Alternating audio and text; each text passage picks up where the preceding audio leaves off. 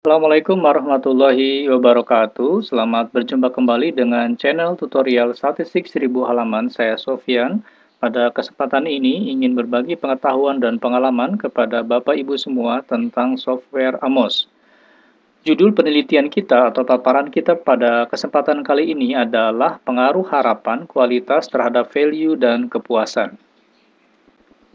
Referensi yang kita gunakan adalah model dari Bayol et al. Tahun 2000, di mana ada 4 variabel penelitian yang terlibat, yaitu harapan pelanggan atau halaman customer, kemudian persepsi kualitas dari customer, persepsi value, kemudian customer satisfaction.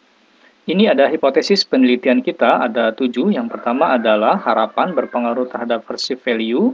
Yang kedua adalah perceived quality atau kualitas berpengaruh terhadap perceived value, hingga hipotesis yang ketujuh. Ya, kita menduga bahwa value berperan sebagai variabel mediasi. Apakah value signifikan memediasi pengaruh perceived quality terhadap customer satisfaction? Ini adalah model penelitian yang kita bangun, variabel exogennya itu expectation dan quality atau harapan dengan kualitas, value dan satisfaction berperan sebagai variabel endogen. Variabel value diduga oleh kita berperan sebagai variabel mediasi. Nanti kita akan tunjukkan apakah variabel value signifikan berperan sebagai variabel mediasi. Ya, estimasi di dalam SAM, baik SAM Risrel maupun SAM Amos, ya, dapat dilakukan dengan dua metode. Yang pertama adalah one-step approach dan yang metode kedua adalah two-step approach. One-step approach berarti mengestimasi model pengukuran dan model strukturan secara keseluruhan. Jadi teman-teman semua pertama membuat model struktural ya sampai lengkap, kemudian mengestimasinya.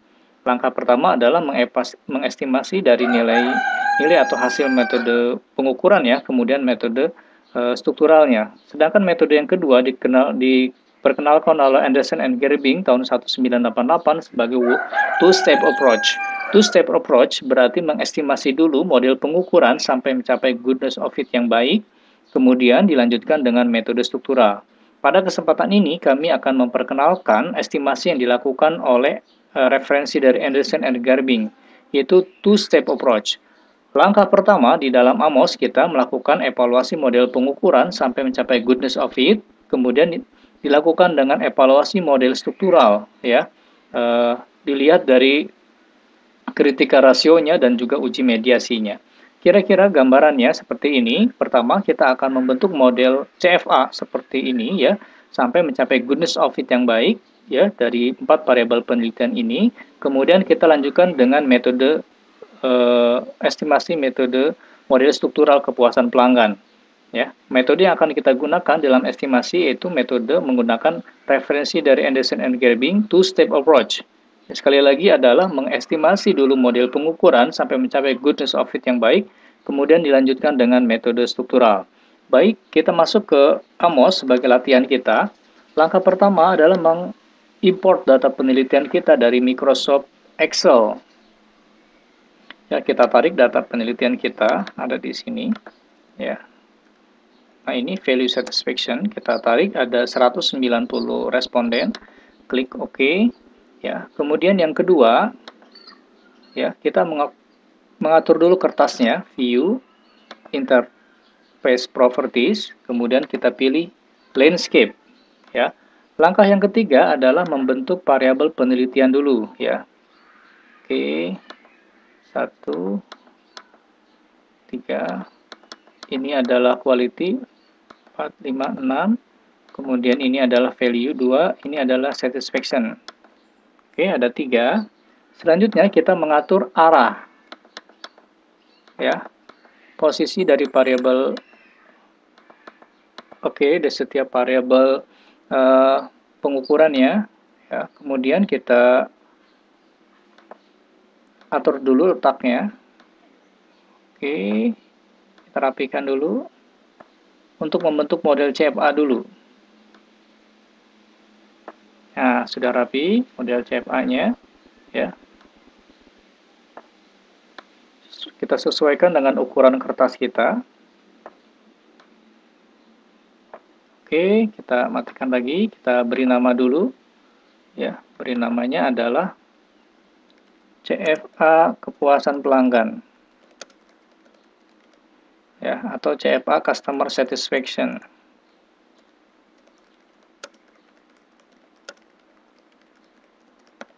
Oke, kita simpan di atas, kita besarkan 28. Sudah, kemudian langkah selanjutnya kita memberikan nama untuk setiap variabel penelitian kita. Yang pertama adalah expectation. Kita singkat saja. Harapan pelanggan. Kedua adalah quality. Yang ketiga adalah value atau harga. Yang keempat adalah satisfaction. Kita singkat saja, satisfaction, seperti ini. Baik, kemudian selanjutnya kita memberikan nama-nama untuk indikatornya. Kita drag drop. Kemudian yang kedua, yang ketiga, kemudian perceived quality-nya. Ya. 2, ini yang ketiga, ini yang keempat, perceived quality item kelima, perceived quality item keenam. Selanjutnya adalah value. Ini value 1, kemudian value 2, kemudian customer satisfaction 1, customer satisfaction 2, dan customer satisfaction 3. Oke, selanjutnya kita sambungkan korelasi antar item pengukuran, ya, dengan ini, ekspektasi dengan value, ekspektasi dengan present, quality dengan value, quality dengan satisfaction, terakhir value satisfaction. Kita rapikan ya dengan menggunakan tongkat ini, kita rapikan dulu. Nah, sudah rapi ya. Sudah rapi ini. Oke, selanjutnya adalah memberikan nama untuk variabel errornya. Klik plugin, unobserved variable. Sudah teridentifikasi ya, model identifikasinya sudah. Setiap ada bobot 1 untuk setiap item pengukuran. Baik, kita akan keluarkan outputnya, yaitu output standardized estimate. Ya, bisa juga test normality dengan modification index-nya. Oke, baik, direct indirect effect bisa dikeluarkan juga. Oke, sebelum kita estimasi, kita berikan nama goodness of fit-nya di bawah. Ya, kita ambil tabel goodness of fit-nya. Ya, ini apa adanya, kita copy, kemudian kita pastekan di goodness of fit-nya ini. Ya, di sini. Oke, letaknya di kanan bawah. Seperti ini, kita klik ya tangan ini dengan gambar mobil untuk memindahkannya. Siap. Ini sudah siap untuk kita run ya. Kita save as dulu model penelitian CFA-nya. Ya. CFA kita beri nama CFA Customer Satisfaction. Oke, sudah kita save dan kita coba run.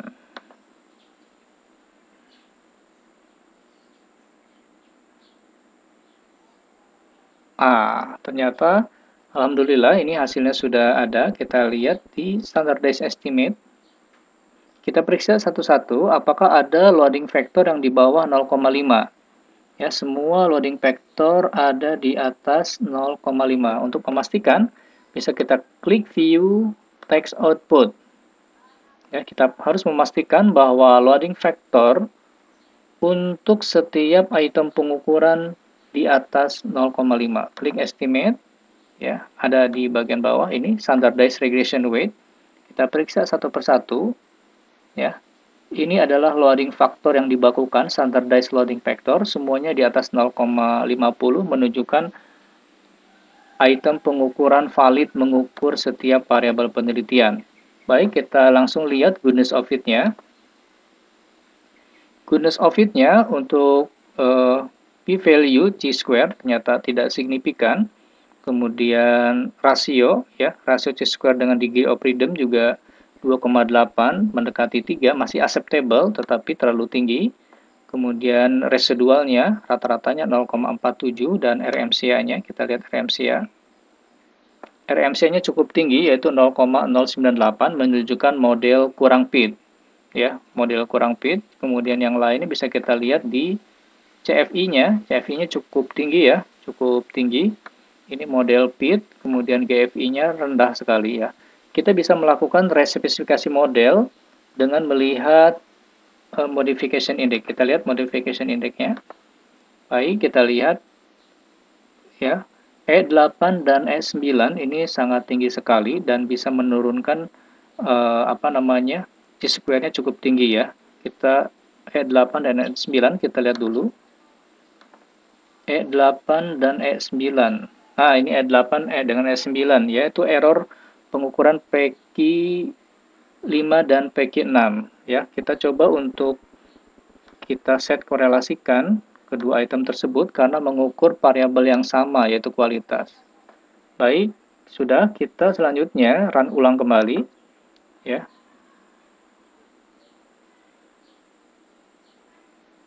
Nah, setelah kita run ulang, ternyata goodness of fit-nya meningkat cukup baik ya, kemudian CFI-nya juga meningkat ya, goodness of fit-nya baik. Ini RMCA-nya turun ya, tadi dari 0,098 menjadi 0,058 di bawah 0,8, maka menunjukkan goodness of fit untuk model pengukurannya sangat baik. Bapak Ibu semua, setelah langkah model konfirmatori faktor analisis ini selesai, kemudian kita lanjutkan dengan model strukturalnya. Lalu kita save as, ya, kita save as model pengukuran ini. Kita membuat model struktural. Oke, kita buat model struktural. Sudah selesai seperti ini. Kemudian kita buat model struktural. Kita ganti namanya menjadi model struktural. Sudah, kita ganti namanya menjadi model struktural ya. Model struktural customer satisfaction. Baik, sudah. Jadi, kemudian setelah itu kita buang korelasinya ini. Ya, korelasi antar variabel ini kita buang.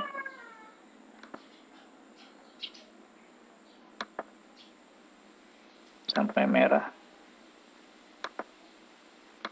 Oke, kemudian ini kita buang satu persatu. Oke, kemudian kita pindahkan item pengukurannya satu persatu membentuk model struktural ya. Bentar.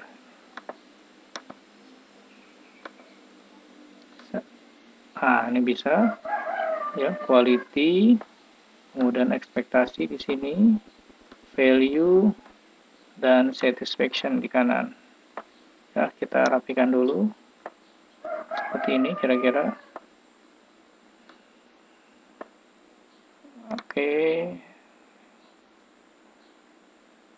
Di sini sudah. Kemudian kita matikan dulu, kita pindahkan ke sebelah kanan. Nah, sudah. Kemudian kita sambungkan ya, membentuk model struktural seperti hipotesis kita ya. Oke. Oke, jangan lupa Bapak Ibu semua kita tambahkan variabel errornya. Variabel ini korelasi antar variabelnya ya, ekspektasi terhadap kualitas kita sambungkan. Ya, kita sambungkan. Oke, apabila ada dua variabel eksogen seperti ini, ekspektasi dengan kualitas, maka di dalam AMOS identifikasinya harus dikorelasikan. Seperti ini. Kemudian kita rapikan dulu ya dengan cara ini. Klik tongkat ini. Oke, sudah rapi seperti ini. Kemudian kita tambahkan variabel errornya ya. Setiap ada variabel endogen, ekspektasi dan quality mempengaruhi value, ini variabel endogen, kita tambahkan variabel errornya. Demikian juga satisfaction, kita tambahkan variabel errornya. Kemudian variabel errornya kita beri nama. Sudah lengkap semua. Kemudian kita run model penelitian ini. Ya, kita pastikan dulu di analisis properties-nya ada direct dan indirectnya kita centang seperti ini. Ya. Kemudian selanjutnya untuk menghasilkan uji mediasi kita menggunakan bootstrap. Ya, kita klik seperti ini.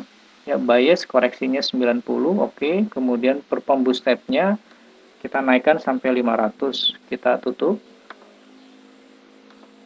Kemudian kita run. Oke, setelah kita run,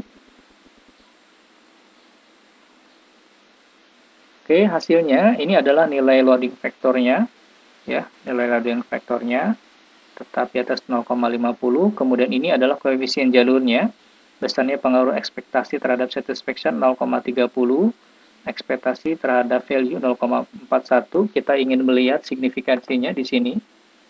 Text output, ya, kita langsung lihat di estimate, kemudian lihat di ini. Ekspektasi punya pengaruh terhadap value dan signifikan, quality terhadap value juga signifikan, ekspektasi terhadap satisfaction juga signifikan, quality terhadap satisfaction signifikan, value terhadap satisfaction signifikan. Ini menunjukkan pengaruh antar variabel hipotesis kita semuanya signifikan. Ya, besarnya pengaruh antar variabel dilihat dari koefisien jalur, yaitu standardized regression weight. Nah, Bapak Ibu bisa melihat besarnya pengaruh antar variabel di sini, output ini. Ya, kalau ini adalah output yang tidak dibakukan, tapi kita hanya mengambil kritika rasionya dengan p-value-nya atau signifikansinya. Baik, selanjutnya kita melihat goodness of fit-nya dulu. Ya, goodness of fit-nya juga cukup baik, ini di bawah 2 rasionya, kemudian RMR-nya kecil di bawah 0,05, GFI-nya juga di atas 0,90, CFI-nya di atas 0,90 ya, good fit. Kemudian RMCA-nya kita periksa 0,058 di bawah 0,08 juga good fit. Lalu bagian terakhir adalah melihat uji mediasinya. Klik estimasi, klik matrik. Nah, di bagian matrik ini ya, di bagian matrik ini klik standardized total effect, standardized direct effect, dan standardized indirect effect. Kita klik ini standardized indirect effect. Ya, standardized indirect effect ya menunjukkan pengaruh tidak langsung atau uji mediasi seperti ini. Quality terhadap satisfaction melalui value adalah 0,131. Quality ekspektasi terhadap satisfaction melalui value adalah 0,141 pengaruhnya. Ya, besarnya pengaruh quality terhadap satisfaction melalui value, ya, quality melalui value, dan value mempengaruhi satisfaction sebesar 0,131. Nah, untuk mengetahui uji signifikansinya kita bisa melihat di sini two-tail signifikan. Ya, ini adalah signifikansi uji mediasi. Ya. Dalam hal ini berarti value signifikan memediasi pengaruh quality terhadap satisfaction dengan probability 0,007 di bawah 0,05. Begitu juga dengan ekspektasi ya. Value signifikan memediasi pengaruh ekspektasi terhadap satisfaction. Ini probability-nya 0,001. Baik Bapak Ibu, terima kasih atas perhatiannya yang sangat luar biasa. Bagi Bapak Ibu yang membutuhkan e-book statistik 1000 halaman, lengkap dengan SPSS, Risrel, Amos, Smart, PLS, Tata, dan Evius, bisa menghubungi kami. Assalamualaikum warahmatullahi wabarakatuh.